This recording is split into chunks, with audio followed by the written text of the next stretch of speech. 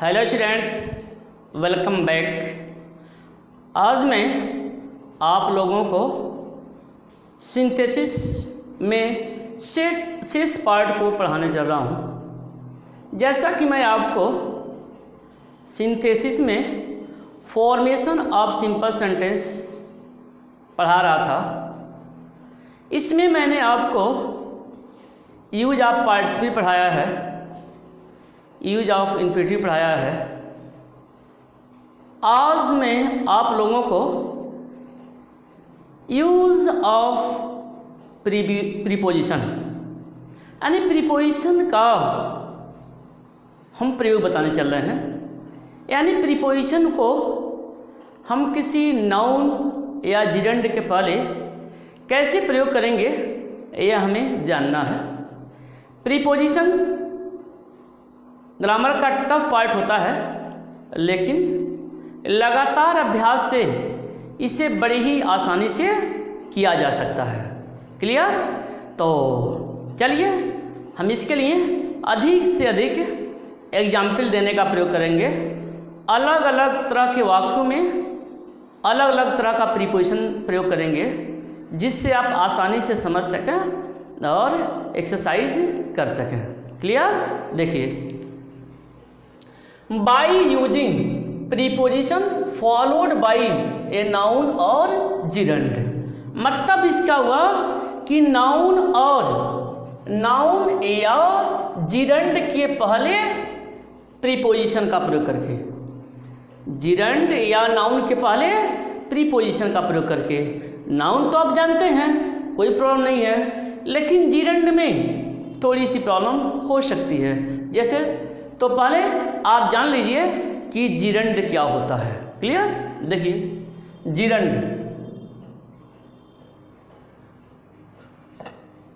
Gerund equal to हो जाएगा आपका वाव प्लस आईएनजी, और जब हिंदी में बात करेंगे तो ना ने नी आएगा। चलिए, वर्ब में आईएनजी जोड़ देते हैं तो वह जिरंड बन जाता है, और वह हमेशा नाउन का कार्य करता है। यह जो है नाउन का कार्य करता है, वर्ब का कार्य नहीं करता है। जब वर्ब का काम करने लगेगा तो यह वर्ब हो जाएगा। ठीक है? तो यह हमेशा नाउन का कार्य करता है, इसीलिए हम इसे जिरंड कहते हैं। क्लियर? और जब वर्ब में आईएनजी लगा रहेगा और जब वह एडजेक्टिव का कार्य करेगा तो वह पार्टिसिपल हो जाएगा, जैसा कि हमने आपको पढ़ाया है, बताया है। तो जिरंड किसे कहते हैं ये बात समझ में आ गई होगी। जिरंड मतलब वर्ब प्लस आईएनजी, यानी वर्ब में आईएनजी जुड़ा रहेगा, और जब हिंदी में अनुवाद करेंगे तो ना देनी आएगा। क्लियर? तो पहले हम आपको जिरंड को अच्छी तरह समझा देते हैं। जैसे walking is a good exercise. देखिए,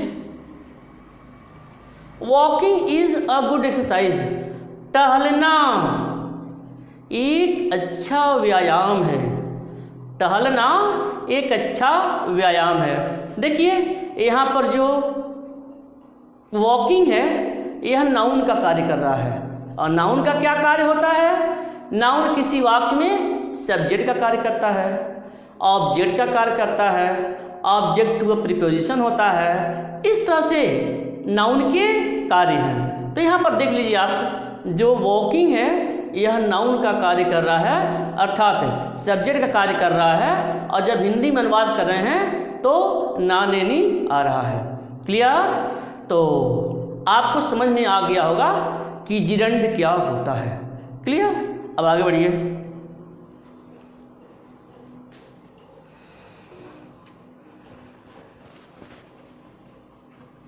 जिरंड क्या होता है यह आपको अच्छी तरह से समझ में आ गया। चलिए हम आगे बताते हैं। आगे यह बताते हैं कि यूजलेस फाइनाइट वर्ब को हम हटा देते हैं। मतलब वाक्य में कभी कभी फाइनाइट वर्ब्स ऐसे आ जाते हैं जो यूजलेस होते हैं, बेकार के होते हैं, उनकी कोई आवश्यकता नहीं होती है और उनको हम हटा करके सिंपल सेंटेंस बना देते हैं। क्लियर? जैसे देखिए,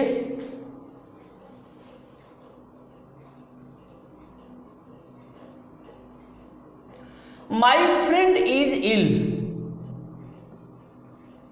ही हैज हाई फीवर। देखिए, my friend is ill, he has high fever, तो जोड़ेंगे क्या हो जाएगा? देखिए, my friend is ill with high fever, यह जुड़ गया। तो सेंटेंस को पढ़ेंगे, सेंटेंस को पढ़ करके हम सही प्रीपोजिशन को समझने का प्रयास करेंगे। क्लियर? तो नेक्स्ट एग्जाम्पल देखते हैं। Several people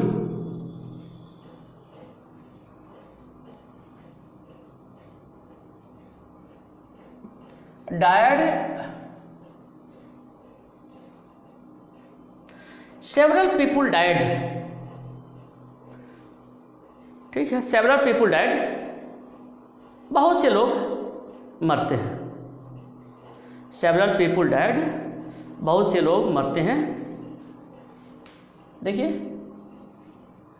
there was road accident,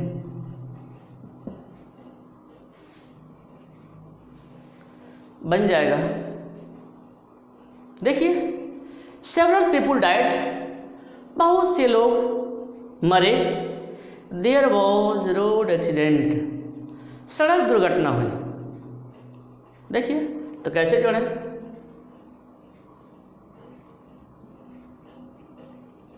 several people died in a road accident, बन गया। several people died in a road accident। Clear? तो देखिए, यहाँ पर कुछ अनावश्यक वर्ब का प्रयोग किया गया था जिसे हमने हटा दिया, कोई आवश्यकता नहीं है। जैसे देखिए, यहाँ पे देखिए, कोई आवश्यकता नहीं है। माई फ्रेंड यहाँ पर कॉमन है तो हट गया, कोई आवश्यकता नहीं, एक ही से काम चल जा रहा है आपका। और यहाँ पर भी इसकी कोई आवश्यकता नहीं है, अपने पास यहाँ पर प्रीपोजिशन का प्रयोग कर दिया सेंटेंस के अनुसार। ठीक, चलिए नेक्स्ट रूल बताते हैं आपको। नेक्स्ट रूल यह है कि कभी कभी वाक्यों में विरोधी सेंटेंसेज आ जाते हैं, अर्थात दो वर्ब ऐसे प्रयोग होते हैं जो एक दूसरे के विरोधी होते हैं। ठीक है, एक दूसरे के विरोधी होते हैं। जैसे देखिए,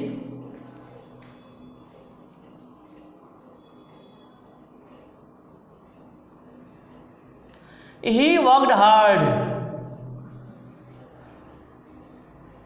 he failed। देखिए, he worked hard, वह कठिन परिश्रम किया और फेल हो गया। विरोधी सेंटेंस है।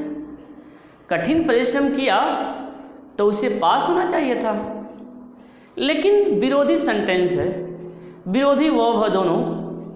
तो इस कंडीशन में विरोधी वाक्यों को जोड़ने के लिए हम इंस्पाइट ऑफ का प्रयोग करते हैं। इंस्पाइट ऑफ मीन्स होता है के बावजूद। ठीक है, तो देखिए,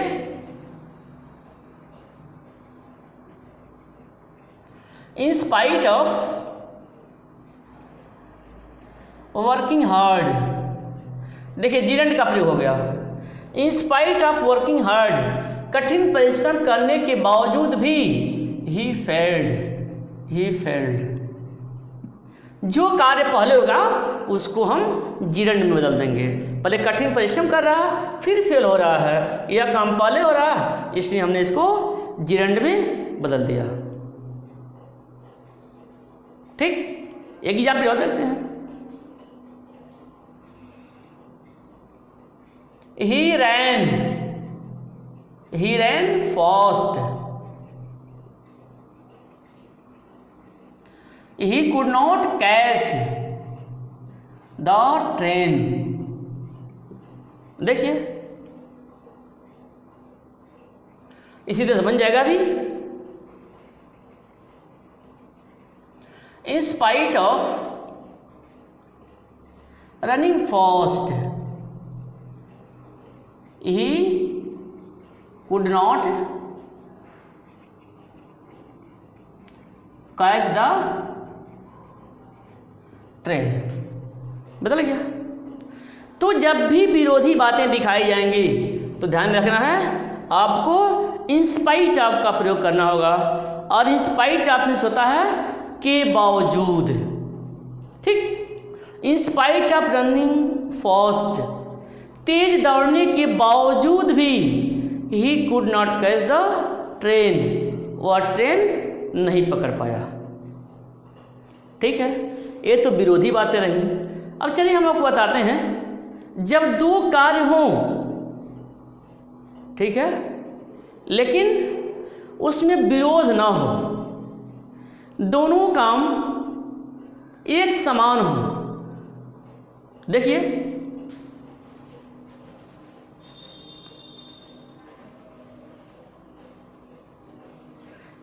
एग्जाम्पल के माध्यम से अगले को समझने का प्रयास करिए।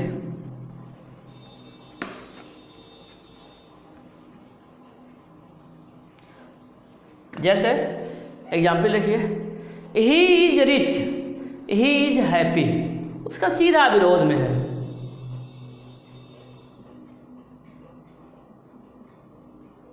ही इज हैप्पी, ठीक है।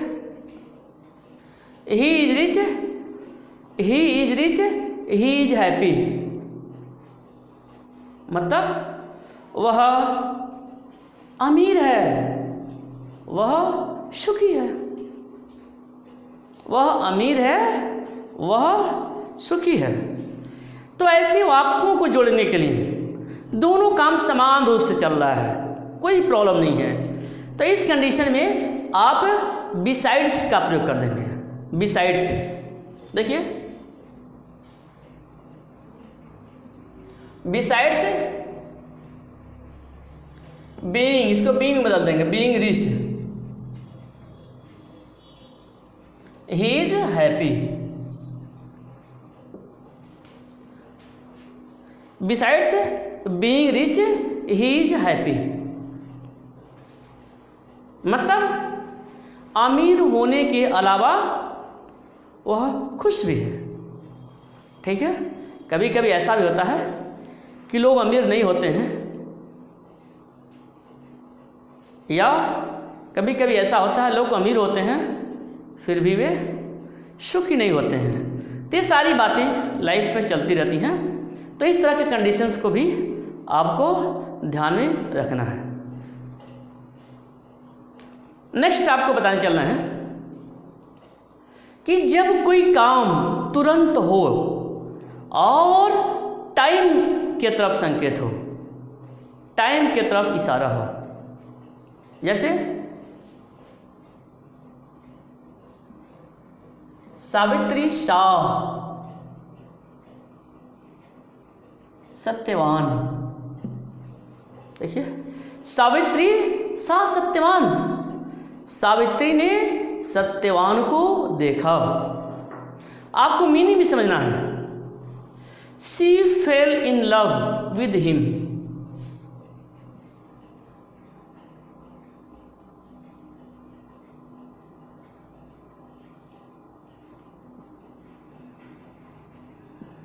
देखिए, सावित्री ने सत्यवान को देखा, she fail in love with him. ठीक है, तो देखिए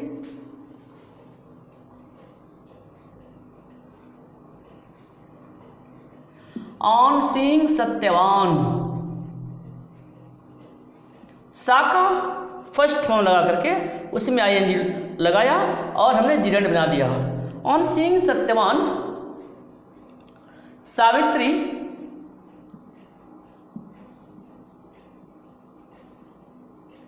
fail in love with him, बन गया। On seeing Satyavan, Savitri fail in love with him. Clear, समझ में आ गया होगा। चलिए आपको नेक्स्ट रूल बताने चल रहे हैं। नेक्स्ट में यह है एक्सचेंज, आदान प्रदान। जब आदान प्रदान की बात हो तो उस समय क्या करते हैं हम? मुख्य रूप से फॉर का प्रयोग करते हैं। ठीक है, जैसे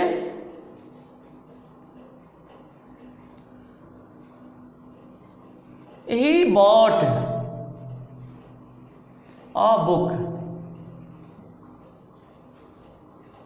he gave 50 rupees for it. देखिए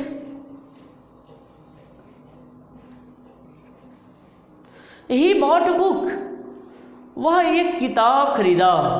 he gave 50 rupees for it, मतलब यहाँ पर एक्सचेंज हो रहा है, आदान प्रदान हो रहा है। एक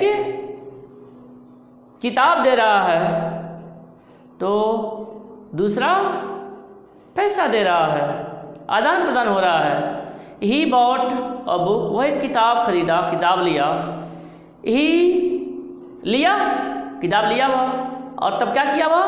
50 रुपीज़ दिया, आदान प्रदान, एक्सचेंज हो रहा है। इस कंडीशन में हम फॉर का प्रयोग करेंगे। ही बॉट अ बुक, वह किताब खरीदा। ही बॉट अ बुक, वह एक किताब खरीदा। He gave 50 rupees for it, वह उसके लिए 50 रुपया दिया। तो यदि हम एक साथ हिंदी में कहें तो इसका बनेगा वह 50 रुपये में एक किताब खरीदा, बन जाएगा।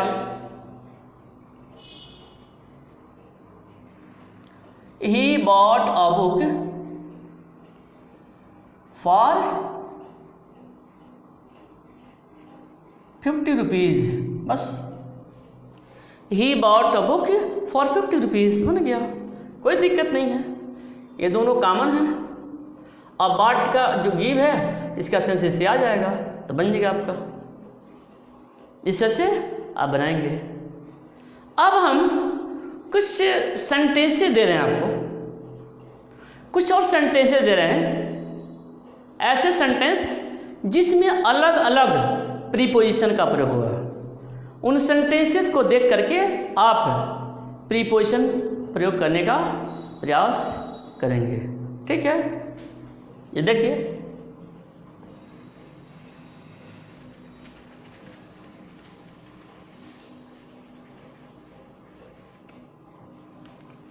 some more sentences।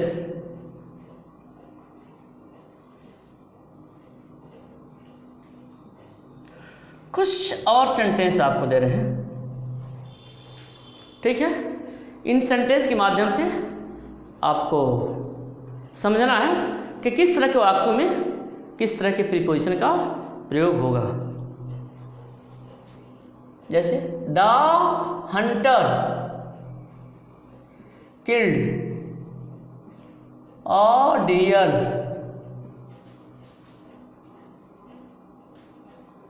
he came back, he returned home।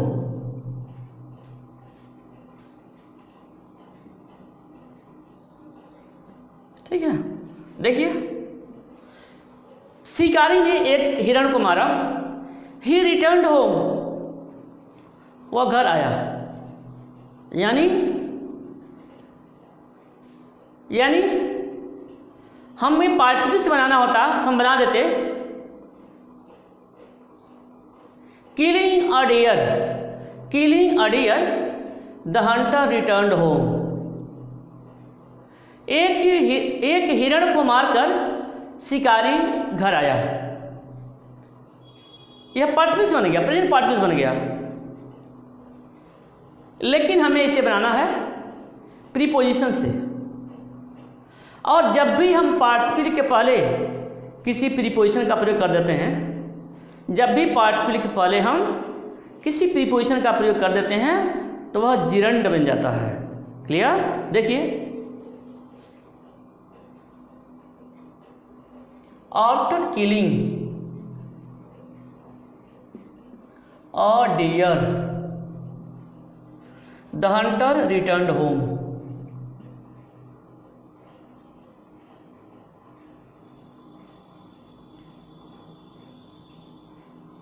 बन गया, after killing a deer the hunter returned home.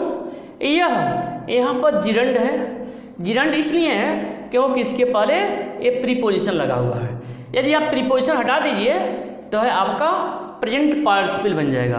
Clear? तो आपको सिंपल सेंटेंस में बदलना है, तो आप किसी भी रूल को फॉलो करके आप सिंपल सेंटेंस बना सकते हैं। पार्टिसिपल का प्रयोग करिए, इन्फिनिटिव का प्रयोग करिए, प्रीपोजिशन का प्रयोग करिए, जो भी आपको अच्छा लगे उसका प्रयोग करिए, जैसे वो बन जाए, सेंस आ जाए। कोई आवश्यक नहीं है कि आप एक ही तरह का रूल फॉलो करिए। ठीक है? सारे रूल्स बता दिए जा रहे हैं, जिससे वह सेट हो जाएगा, आप उससे बना दीजिएगा। अलग अलग लोग जो है अलग अलग नियम का फॉलो करेंगे, अनुसरण करेंगे, जिनको जो अच्छा लगेगा करेंगे। परीक्षाओं में सिर्फ आएगा कि सिंपल सेंटेंस में बदलिए, ये नहीं देगा कि प्रीपोजिशन का प्रयोग करिए, जिरंड का प्रयोग करिए, पार्टिसिपल का प्रयोग करिए, ये सब कुछ भी नहीं आएगा। ठीक है? तो ऐसे आप पढ़ते पढ़ते आप में तर्क की भावना डेवलप हो जाएगी, तब खुद कर लेंगे। आपको ज़्यादा नियम कानून याद करने की आवश्यकता नहीं है, आप इसे अपने लॉजिक पर बना लेंगे। क्लियर? बस ये ध्यान रखेंगे, सिर्फ और सिर्फ एक ही क्रिया होना चाहिए सिंपल सेंटेंस में। ठीक है? देखिए, एक और देखते हैं। He was ill, he could not climb on the tree.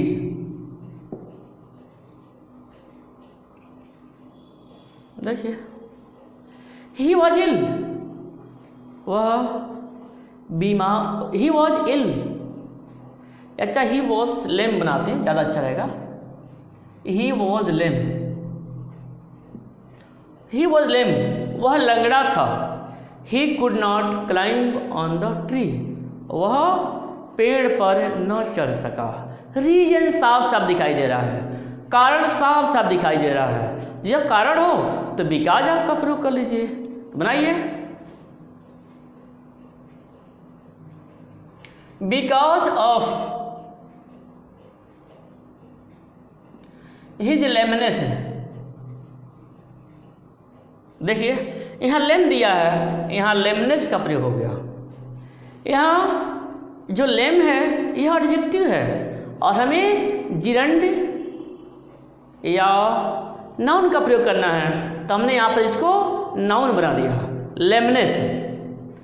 Because of his lameness, अपने लंगड़ेपन के कारण, अगला वाक्य उतर जाएगा।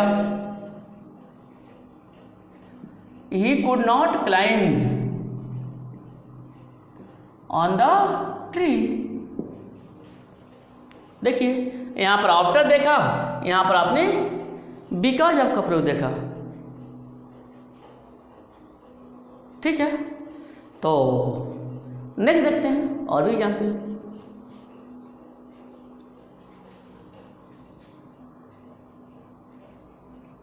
Mister Singhania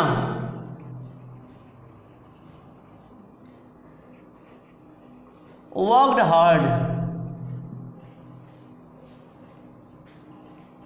he got first position in the class। Mister Singhania worked hard, mister Singhania ने कठोर परिश्रम किया। He got first position in the class, वह क्लास में प्रथम आए। ठीक है, तो बनाइए। Mister Singhania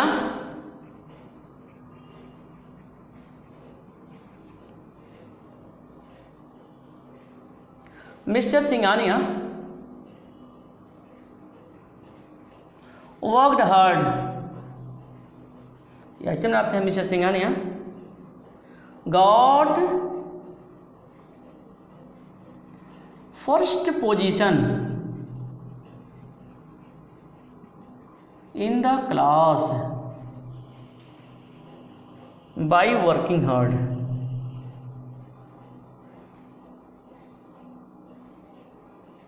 bye hard work हो गया। Mister Singhania got first position in the class by hard work, या mister Singhania got first position in the class by working hard, ऐसे बन जाएगा। देखिए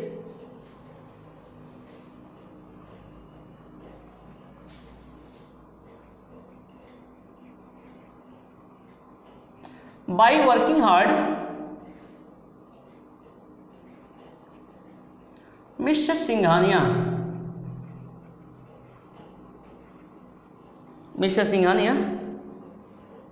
got first position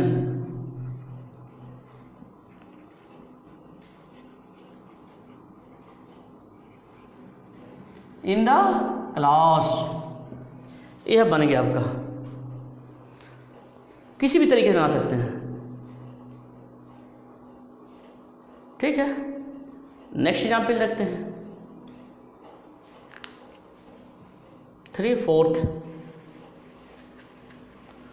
4th example क्या होगा देखिए।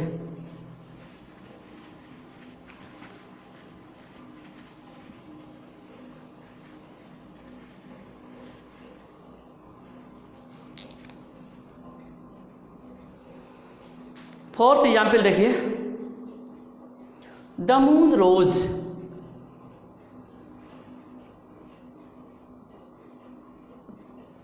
द मून रोज, सूर्योदय हुआ।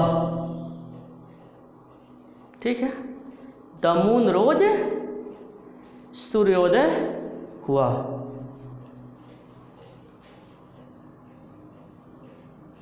Their journey was not ended। the moon rose चंद्रमा निकला। their journey was not ended, उनकी यात्रा समाप्त भी नहीं हुई। ठीक है, the moon rose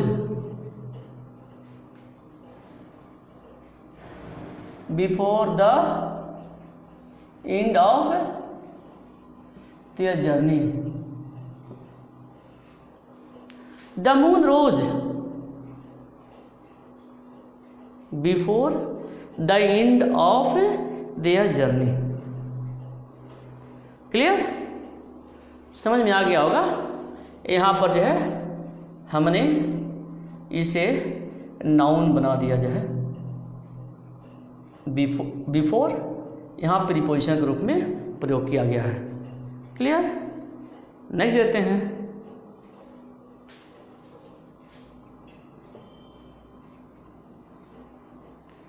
you helped me,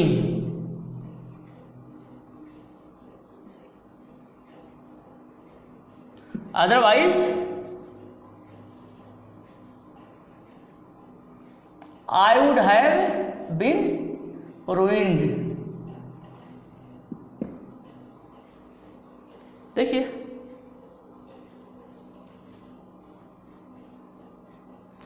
you helped me, तुमने मेरी सहायता किया।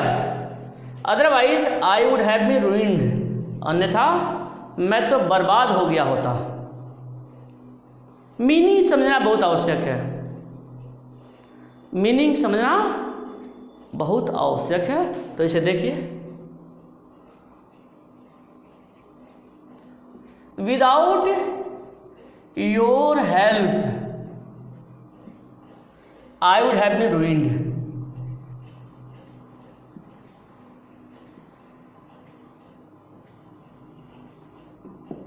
बन गया आपका विदाउट योर हेल्प। देखिए यहाँ पर हेल्प जो है वर्ब है, यहाँ पर जो हेल्प है यह नाउन के रूप में प्रयोग हो गया है। तो इसे भी आपको ध्यान देना, without your help I would have been ruined. बिना तुम्हारी सहायता मैं तो बर्बाद ही हो गया होता। ठीक है, एक और देख लेते हैं। I saw some pigeons. I saw some pigeons. मैंने कुछ किसानों को देखा।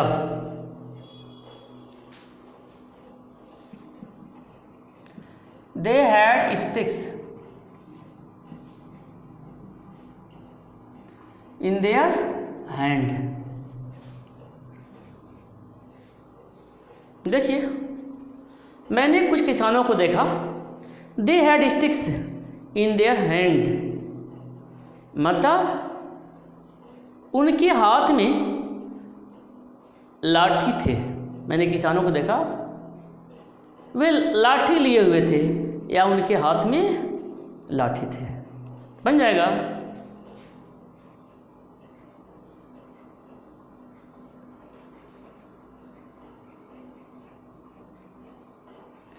I saw some pigeons